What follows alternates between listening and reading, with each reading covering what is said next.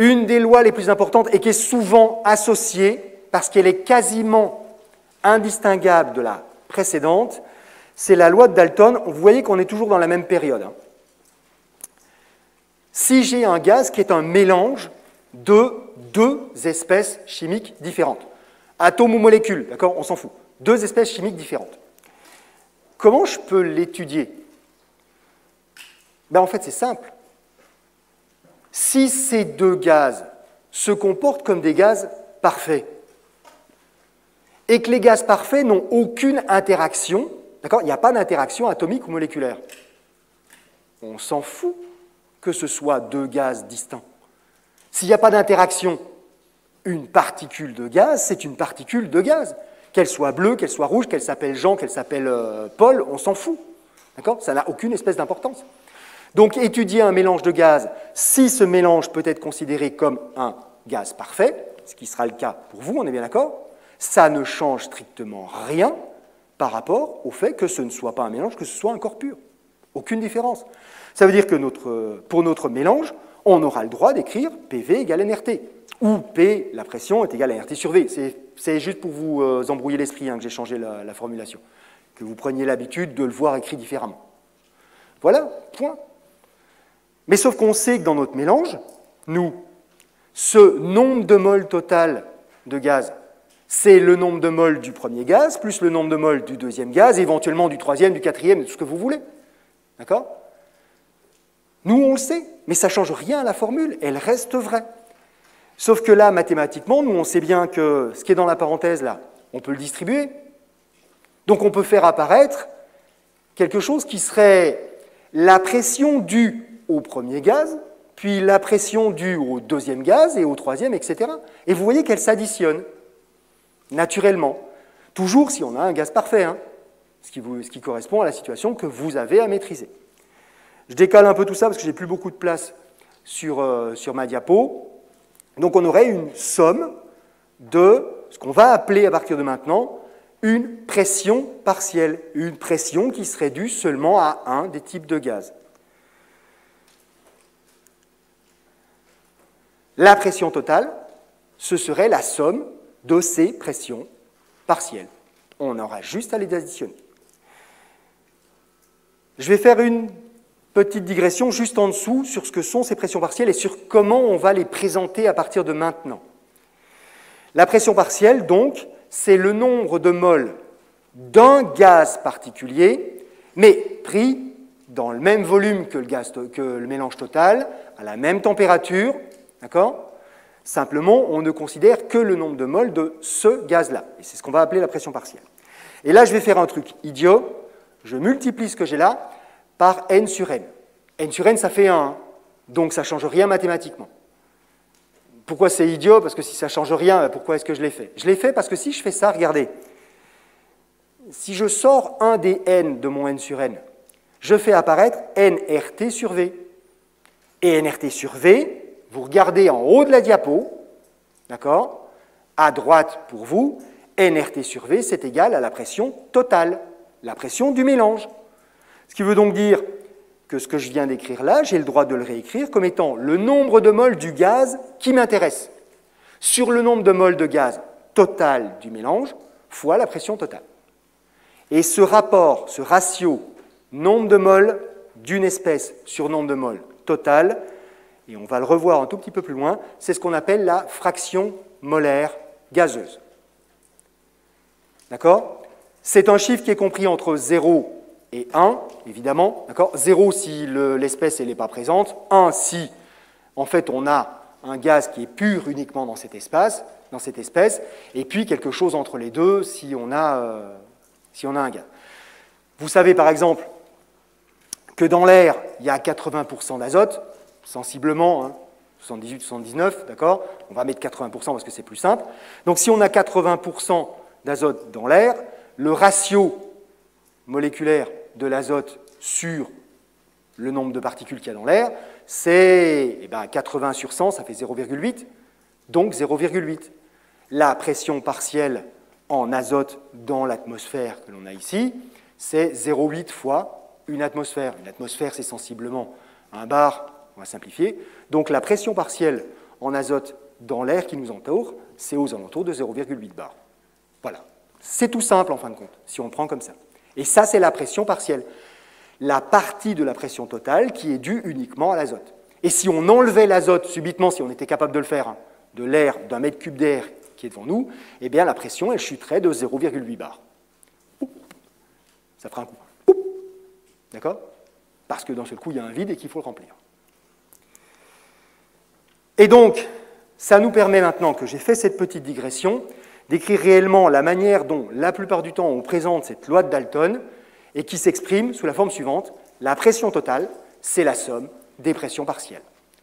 Et la manière la plus simple de calculer une pression partielle, c'est juste de considérer que c'est la fraction molaire du gaz multipliée par la pression totale.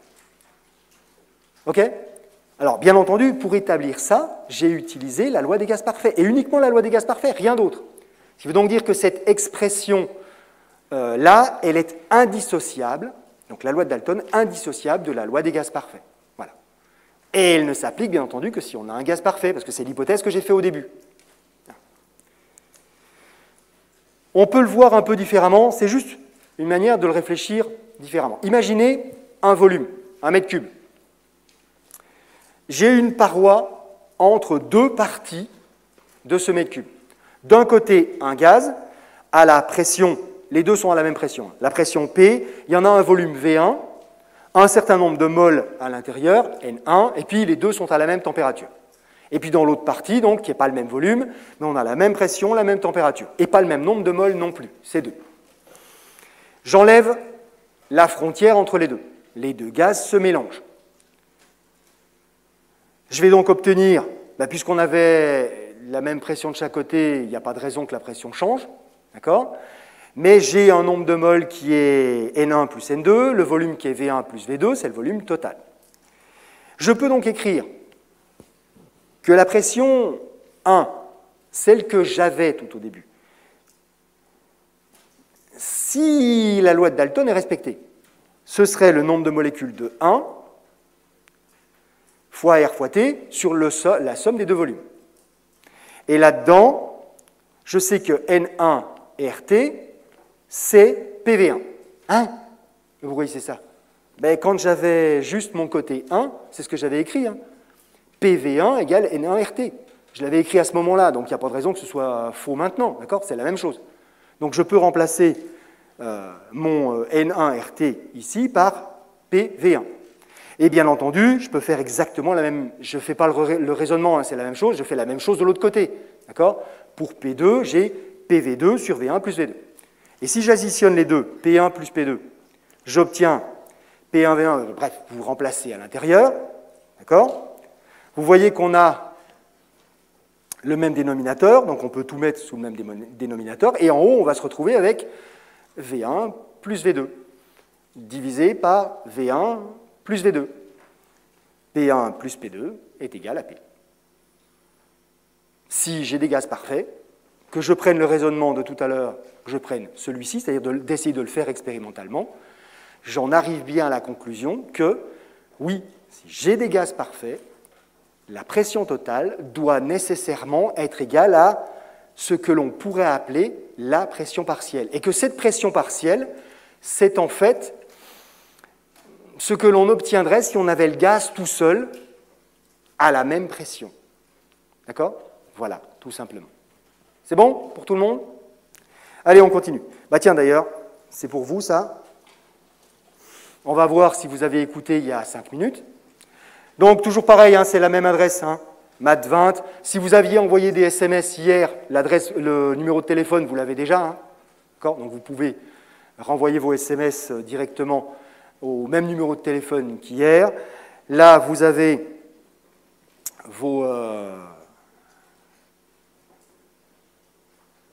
l'adresse qui est indiquée, donc math20 toujours. Quand vous tapez l'adresse, hein, vous pouvez ne taper que www.wooklab.com et il y a un petit espace qui rentre, qui apparaît dans la page d'accueil où vous pouvez directement taper math20. Ça marche aussi. C'est plus rapide avec les ordinateurs de faire comme ça.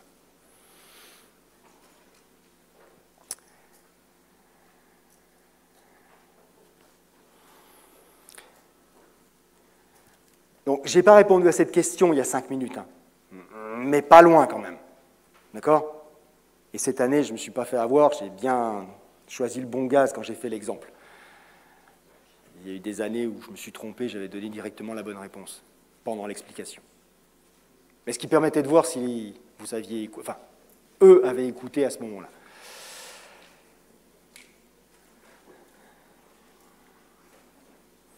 Un petit mot pour ceux qui, en fait, regarderont ce cours-là en vidéo, d'accord? C'est-à-dire cet après-midi, ou éventuellement vendredi pour les étudiants qui sont en LAS, puisqu'il y en a cette partie-là, va leur être rediffusée. Vous pouvez, je ne ferme pas le système de vote, donc cet après-midi, vous pouvez continuer à voter aussi. Mais ça ne sert à rien, je ne pourrais pas voir, moi, en tant qu'enseignant, qu'ils auront répondu. Non, non, ça ne sert pas à rien. Ça sert à s'impliquer. Ça sert à voir et à décider si on a compris. Donc c'est vraiment hyper important. Moi, là, effectivement, de mon point de vue, j'utilise ce système-là pour voir à peu près où vous en êtes. Mais ça ne sert pas qu'à ça. À vous, ça vous sert à autre chose. Ça sert à ne pas pouvoir dire, une fois que je donne la réponse, si j'y avais réfléchi, c'est sûr, j'aurais répondu ça. Mon œil, tiens. OK? On a toujours la bonne réponse quand on n'a pas donné la bonne réponse. Donc, si là, vous faites un choix, vous répondez quelque chose, vous ne pouvez plus dire quelques minutes après, « Ouais, c'est sûrement ce que j'aurais dit. » Non, non, non, c'est pas ce que vous avez répondu, c'est pas ce que vous avez répondu. Ou c'est ce que vous avez répondu, et puis point, vous êtes rassuré, effectivement, vous avez compris. Voilà. Mais le truc est réglé. Alors, on ne va pas attendre trop longtemps, par contre, hein, je n'ai plus rien à dire, là, donc on va avancer. C'est simple. S'il y a 80% d'azote dans l'air, et que dans l'air, il n'y a quasiment que de l'azote et du dioxygène, il y a d'autres trucs, hein, mais qui font moins de 1% au total. Ça veut dire qu'il y a à peu près 20% d'oxygène dans l'air. Et vous le savez, hein, d'accord? C'est théoriquement une connaissance de base. Un truc que vous devez savoir, qui fait partie de votre culture scientifique générale, donc qui n'est pas besoin de rappeler. S'il y a 20% d'azote de dioxygène dans l'air, c'est que sa fraction molaire, c'est 20 divisé par 100, 0,2. Et la pression partielle, c'est la fraction molaire fois la pression totale, la pression atmosphérique, à peu près 1 bar. Je dis 1 bar hein, parce que là, on simplifie les choses. D'accord? La pression atmosphérique normalisée, elle est à 101 325 pascal. On ne va pas s'embêter avec ça. Enfin, sauf qu'il est marqué ici, le 101 325. Donc le 101 325 pascal que vous avez là, c'est une atmosphère normalisée, pratiquement 1 bar. Mais ici, on a un gaz qui n'est présent qu'à une fraction molaire de 0,2. Donc la pression partielle, c'est 0,2 fois 1 bar, ou 101 325, c'est-à-dire à peu près 0,2 bar. Et c'est ce qu'une majorité, mais pas tout le monde, quand même, hein, on n'est qu'à 2/3 d'entre vous ont répondu.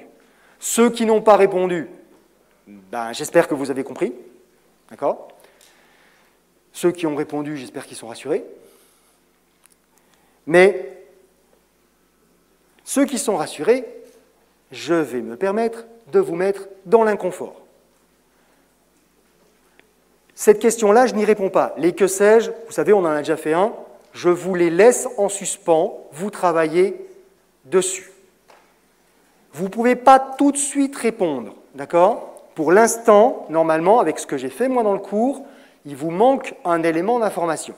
Mais je le pose ici quand même. Donc, quelle est la pression partielle en dioxygène à Isola 2000? Donc, pour ceux qui n'auraient pas compris, hein, Isola 2000, c'est à 2000 mètres d'altitude, d'accord? À peu de choses près.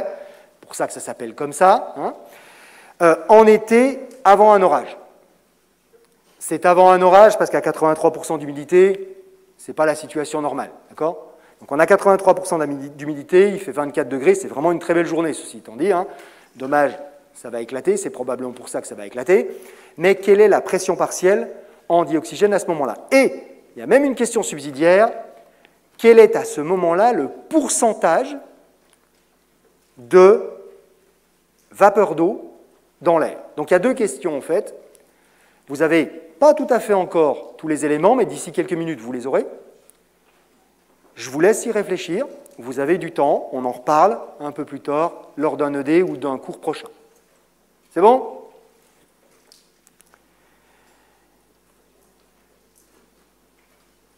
Et à nouveau une question, parce que décidément, je suis un peu feignant aujourd'hui, je vous laisse faire le boulot. Mais comme j'ai souvent des mauvaises réponses quand on est en ED et qu'on aborde ce sujet-là, je vous demande quel est le volume molaire, donc le volume d'ul mol de gaz parfait, hein, sous-entendu, en litres. Quel est le volume? Vous pouvez répondre directement le chiffre, hein, d'accord? Vous tapez directement le chiffre sur vos téléphones, tablettes, ordinateurs. Quel est le volume d'une mol de gaz? Si vous savez comment le calculer, mais que vous ne pouvez pas le calculer, pas parce que vous n'avez pas de calculatrice, hein, mais que vous ne pouvez pas le calculer, vous répondez 0. Sinon, vous ne répondez pas. Hein. Si vous n'avez pas la moindre idée de ce que la question peut bien signifier, mais je ne sais pas pourquoi vous êtes assis ici dans ce cas, si ce n'est que vous êtes en train d'apprendre. Hein. Voilà, c'est déjà pas mal. Donc, si vous connaissez la réponse, vous l'envoyez. Si vous savez comment trouver la réponse, mais que vous ne pouvez pas la calculer, vous répondez 0. Puis si vous ne savez vraiment pas de quoi il s'agit et pourquoi, vous ne répondez pas tout simplement. Mais on sent qu'il y a une certaine réticence à répondre là, parce que ça monte moins vite que précédemment quand même.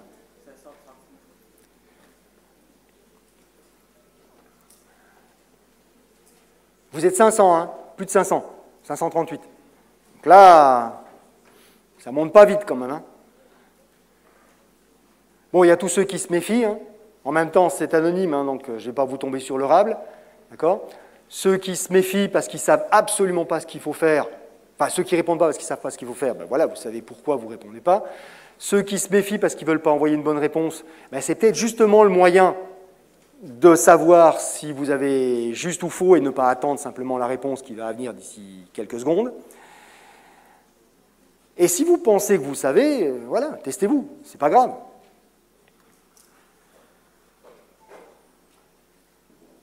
Le 22%, il ne faut pas vous inquiéter, hein, d'accord? Ça fait plus que ça en pourcentage de participants. C'est simplement que je n'ai pas remis à 0 le compteur. Donc tous ceux qui étaient inscrits hier sont encore inscrits là. Et quand ils se sont reconnectés, ça refait une inscription supplémentaire. D'accord? Donc c'est logique. Allez. Je ne vais pas attendre trop longtemps, sinon on perd du temps. 200, c'est déjà pas mal.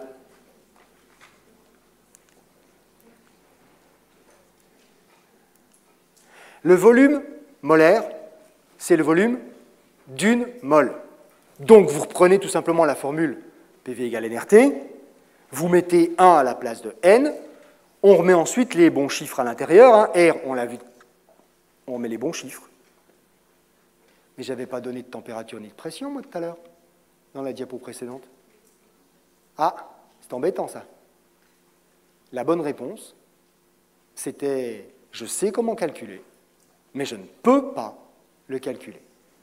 Tant que je n'ai pas de température et de pression, on ne peut pas donner de réponse. Ce n'est pas possible. D'accord? Parce qu'il manque des données.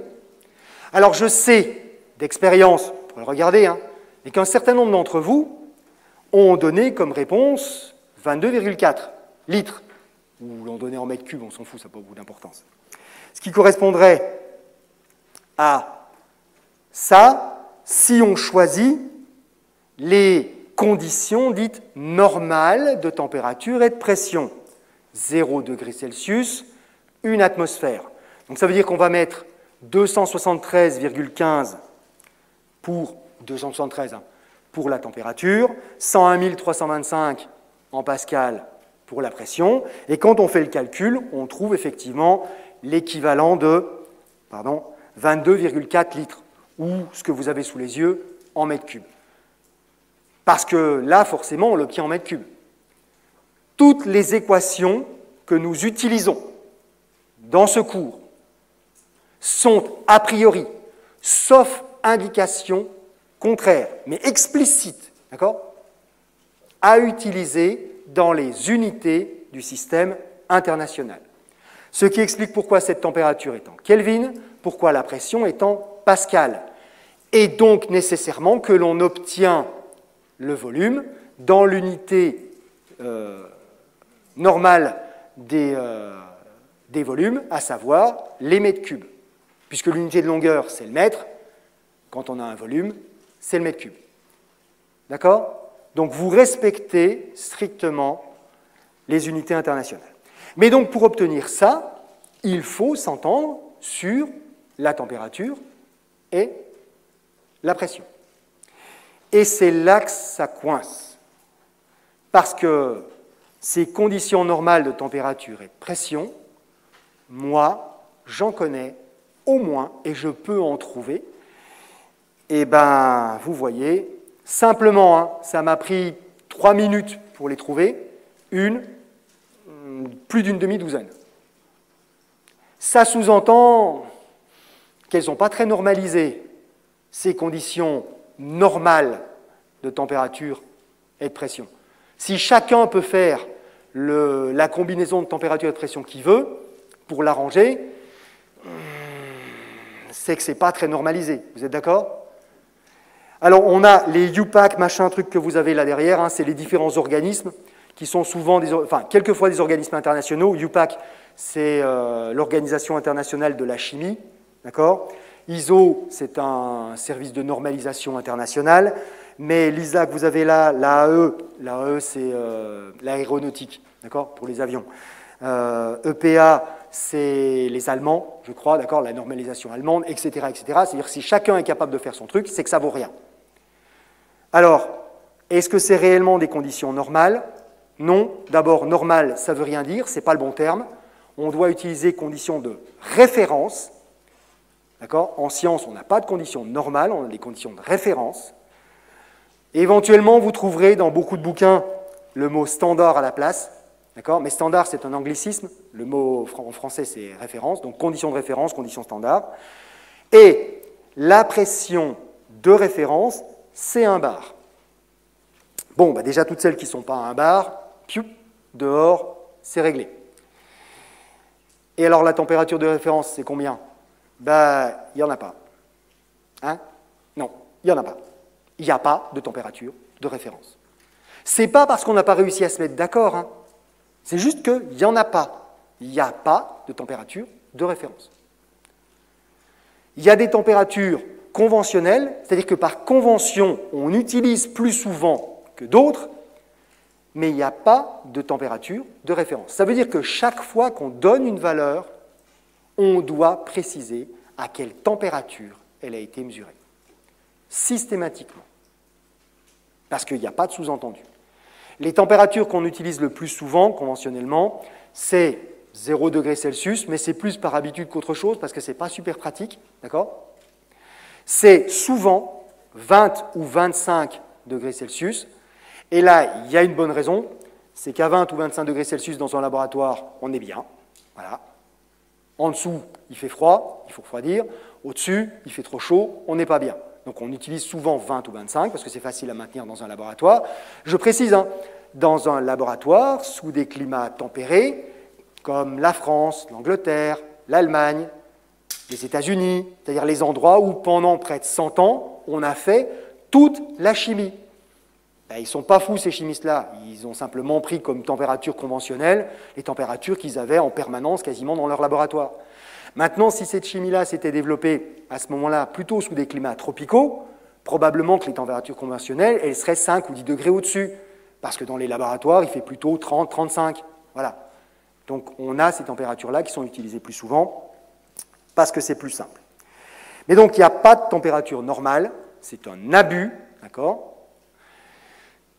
qui se retrouve régulièrement, et donc la température, dans les conditions normales de température et de pression qu'on utilise généralement en Europe, c'est plutôt 25 degrés et une atmosphère, c'est-à-dire ce que vous avez en bas, EPA, ce que j'ai noté ici pour les Allemands. C'est en général ça qu'on exprime comme étant les conditions normales de température et de pression en Europe. En gros. C'est bon ?